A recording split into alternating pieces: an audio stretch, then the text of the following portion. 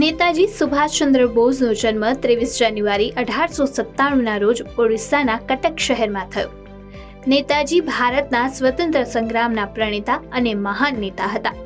બીજા વિશ્વયુદ્ધ દરમિયાન તેમણે બ્રિટિશરો સામે લડવા માટે 21 ઓક્ટોબર 1943ના રોજ આઝાદ હિન્દ ફૌજની રચના કરી. નેતાજીએ પણ આ દિવસે ભારતની અસ્થાયી સરકારની પણ સ્થાપના કરી. આ સરકાર આઝાદ હિન્દ સરકાર તરીકે ઓળખાતી હતી.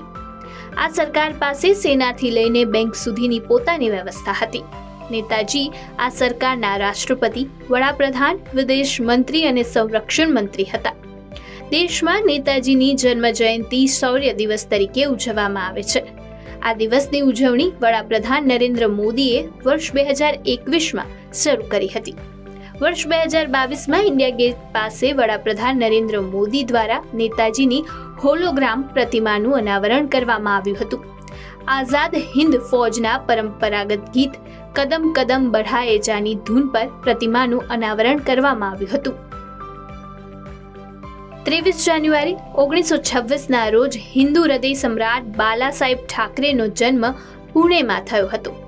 બાલા સાહેબ ઠાકરેએ શિવસેનાની રચના કરી હતી. તેમના ચાહકો તેમને શિવાજીનો પુનઃજન્મ કહે છે. બાલા સાહેબ ઠાકરે 17 નવેમ્બર 2012ના રોજ અંતિમ શ્વાસ લીધા હતા. બાલા સાહેબ ઠાકરેને લોકો એટલો પ્રેમ કરતા હતા કે તેમના મૃત્યુ પછી આખું મુંબઈ બંધ થઈ ગયું હતું. અંતિમ યાત્રામાં 2 લાખથી વધુ લોકોએ ભાગ લીધો હતો.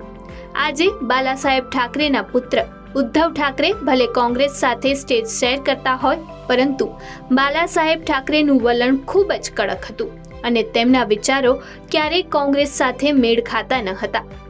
બાલા સાહેબે વર્ષ 2010માં એક લેખમાં લખ્યું હતું કે જ્યારે પણ દેશ પર આતંકવાદીઓ દ્વારા હુમલો કરવામાં આવ્યો છે, ત્યારે શિવસેનાનો સ્પષ્ટ સંદેશ છે કે માત્ર હિન્દુત્વ જ લોકોને તેની સામે એક કરી શકે છે, પરંતુ કોંગ્રેસને હિન્દુત્વના નામથી જ એલર્જી છે.